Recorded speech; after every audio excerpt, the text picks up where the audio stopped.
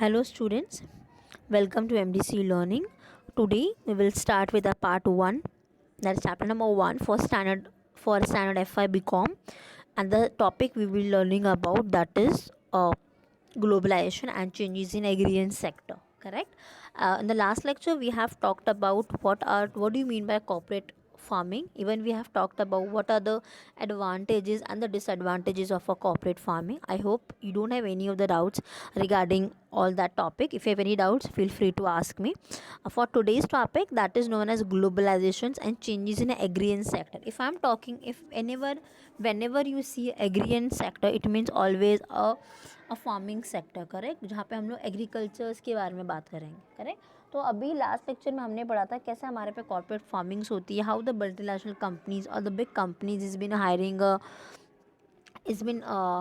Not hiring, but हम बोल सकते हैं they are using they are taking the help of a farmers to build a very good quality product of agriculture seeds, or they are just exporting that particular seeds to another country, and from there we are getting a foreign currency, and if we are getting a foreign currency, somehow it's been reflected to our economic factors, correct. So this all was all about, it's been taught you all. अब हम लोग जानेंगे globalisation हमारे agriculture sector में क्या need होता है.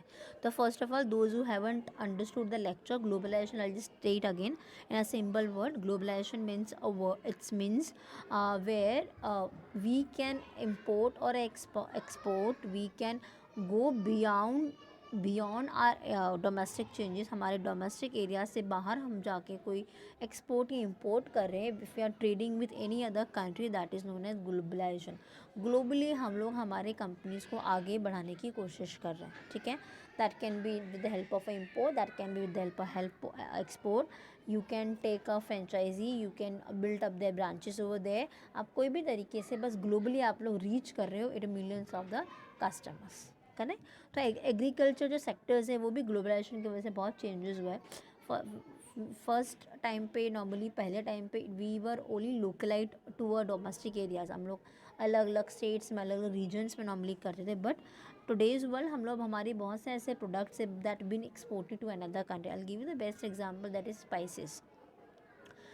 Spices not in today's world, I am talking about बहुत सालों से हमारी कंट्री की जो स्पाइसेस है बाहर कंट्री में एक्सपोर्ट हो जा रही है.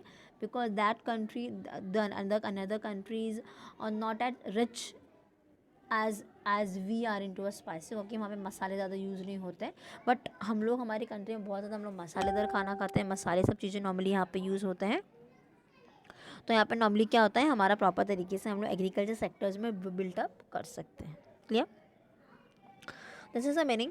The study of effects of globalization would be incomplete without considering its impact on the most important sectors of the economy. अगर हम इकोनॉमी की बात करूँ, उसमें ग्लोबलाइजेशन नहीं आया तो देर इज़ नो यूज़. तो ग्लोबलाइजेशन आना बहुत ज़रूरी हो जाता है.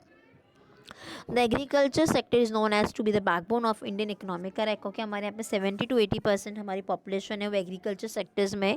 उसकी वजह से हमारे एग्रीकल्चर सेक्टर्स चलते हैं. मोस्ट ऑफ टाइम पे हम लोग हॉर्टिकल्चर चीज़ें हैं. Horticultures, if I am talking about horticultures की अगर मैं बात करूँ, तो हम लोग नॉर्मली क्या करते हैं, यहाँ पे मेक श्योर करते हैं कि प्रॉपर तरीके से हमारा यहाँ पे काम हो एंड हम लोग उस काम को प्रॉपर तरीके से कर सकें. एंड हॉर्टिकल्चर्स में मतलब we I am talking only about the flowers and everything, हम लोग उसमें डील करने की कोशिश करते हैं. और हमारी कंट्री में मोस्ट ऑफ 29% जो पीपल है वो नॉर्मल एग्रो बेस्ड फैक्ट्रीज़ में, एग्रो बेस्ड सर्विसेज में नॉर्मली वो हेल्प आउट करते हैं. तो 70% एग्रीकल्चर में करते हैं, उसमें से 29% एग्रो बेस्ड फैक्ट्रीज़ में हमारे साथ में हेल्प आउट करते हैं. और जो बच जाते हैं they are totally into a service sectors. Correct. तो हमारी कंट्री में डेवलपमेंट होने की कोशिश हो रहा है. मोस्ट ऑफ कंट्री प्रोडक्ट ऐसे हैं, टेक्सटाइल इंडस्ट्रीज़ है, शुगर इंडस्ट्रीज़ है, स्पाइसेस इंडस्ट्रीज़ है. ऐसे मोस्ट ऑफ हमारे यहाँ पे एग्रो बेस्ड इंडस्ट्रीज है जो कहीं ना कहीं में हेल्प आउट करती है development of rural economy also. these are the total 5 pointers जो हम लोगों ने चेंजेस इन एग्रीकल्चर्स में होने बहुत ज़रूरी है.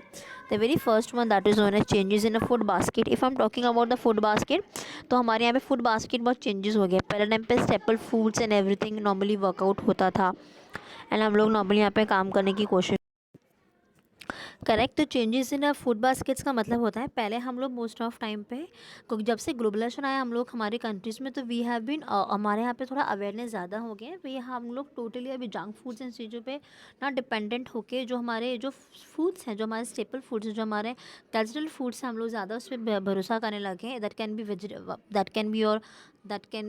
Vegetables and fruits. हम लोग नॉर्मली इस बिलीव करने लगे, क्योंकि हमारी जो फूड का जो काम है, जो हमारा फूड का जो पोर्टफोलियो है ना, वो मोस्ट ऑफ टाइम पे चेंजेस हो रहे हैं, क्योंकि हमारे यहाँ पे बहुत ही हाई ग्रोथ इन पॉपुलेशन हो रहा है। तो हम लोग पॉपुलेशन ग्रोथ हो रहा है, तो डेफिनेटली हमें फूड्स को ज़्यादा बनाना पड़ेगा, बिकॉज हमारे यहाँ पॉपुलेशन ग्रोथ हो रहा है, तो everyone needs a food, correct. तो हमारा जो फूड बास्केट जहाँ पे छोटे मोटे में काम हो जाता था, अभी बहुत बड़ा हो रहा है, एंड हमें बहुत नंबर ऑफ़ चीज़ों को ज़्यादा बढ़ाना पड़ रहा है, करेक्ट। तो ये हमारे यहाँ पे चेंजेस हुए हैं। Second one is will talk about changes in agriculture marketing system. हमारे यहाँ पे चेंजेस होना है, हमारे यहाँ पे चेंजेस होने लगा है agriculture production system and consumption patterns में, क्योंकि हम लोग मोस्ट ऑफ अभी यहाँ पे क्या हो गया, पहले टाइम पे जैसा चीज़ें रिक्वायरमेंट होता था वैसे हम करते थे। तो पहले टाइम पे क्या होता था, एक डिस्ट्रीब्यूशन होता था, हम लोग ने जो भी मैन्युफैक्चरर था वो देता था होलसेलर को, और होलसेलर देता था रिटेलर को। अब यहाँ पे बड़े बड़े सुपर मार्केट्स आने लगे, रिटेल चेन्स होने लगे, हम लोग कॉन्ट्रैक्चुअल पर्पशन होने लगा है, हम लोग कॉन्ट्रैक्ट में लेने लगे हैं। हमारे यहाँ पे, जैसे मैंने आपको बोला, कॉर्पोरेट फार्मिंग होने लगी।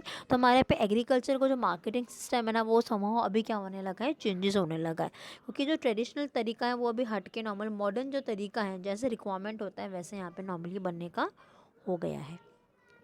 The third one that is known as agricultural exports. हमारे यहाँ पे एग्रीकल्चर एक्सपोर्ट्स भी होने लगे, because of due to globalisation हमारे यहाँ पे क्या क्या हमारे कंट्री में मोस्ट ऑफ टाइम पे एग्रीकल्चर एक्सपोर्ट्स भी ज़्यादा अच्छे होने लगे हैं।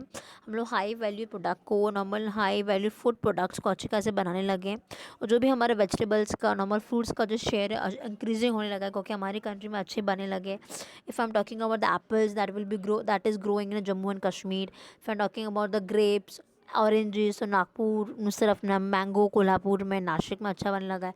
तो अच्छे खासे जितने भी हमारे फ्रूट्स हैं ना, वो अच्छा खासा एक्सपोर्ट होता है। तो very high quality and plus quantity fruits को हम लोग एक्सपोर्ट कर रहे हैं, और अच्छा खासा हमारे यहाँ पे इंक्रीमेंट हो रहा है हमारी कंपनीज़ का। Next one, second last point, that is area of cultivation, क्योंकि हमारे यहाँ पे एरिया ऑफ कल्टीवेशन भी ज़्यादा होने लगा है। पहले टाइम पे हम लोग को छोटी चीज़ों के अंदर ज़्यादा कल्टीवेशन होता था, अभी में हर चीज़ को बनाने के लिए हम लोग अलग अलग कल्टीवेशन करने लगे हैं, जहाँ पे ज्वार है, बाजरा है, then rice we have, then we have a wheat, barleys and everything. तो अलग अलग जो भी हमारे ऐसे जो चीज़ हैं, सीड्स है, नॉर्मल यहाँ हमारे पे पल्सेस है, इस सब चीज़ों की रिक्वायरमेंट बहुत ज़्यादा होने लगी है। तो हम लोग को बहुत ज़्यादा इंक्रीजिंग करना पड़ेगा हमारे लैंड को भी, करेक्ट। हमें ज़्यादा ज़रूरत है कल्टीवेशन लैंड्स की। हमारी गवर्नमेंट हमें हेल्प आउट करेगी, तो इट्स वेरी गुड, क्योंकि जितना अच्छा कल्टीवेशन होगा उतना हमारे यहाँ पे लोगों को अच्छा भरपेट खाना मिलेगा। And the last one that is known as share of agriculture employment. हमारे यहाँ पे agriculture employment most of time पे चेंजेस है। ऐसा माना जाता है कि 60% of the people they are into agriculture. पहले 60% थे, अभी खाली 40% या 30% लोग ही काम करते हैं, बिकॉज उनको लगता है यहाँ पे कमाई नहीं है, they are not getting that much facilities on the shares which they are getting in any other industries. वो लोग मतलब बोलते हैं ना, एग्रीकल्चर को छोड़ के नॉर्मल सर्विस सेक्टर्स में, बिजनेस सेक्टर में नॉर्मली ज़्यादा तो डील करने लगे। तो हमारे यहाँ पे जो एम्प्लॉयमेंट है वो नॉर्मली बहुत शिफ्ट चेंजेस होने लगा है from agriculture sector to private sector, not a public sector also, correct. These are changes which is done. These are the changes is been done because the globalization has been impacted our India, and इसकी वजह से कहने कि positive impacted भी है, हमारे यहाँ पे मोस्ट ऑफ टाइम पे नेगेटिव इम्पैक्टेड भी है। All clear? Thank you.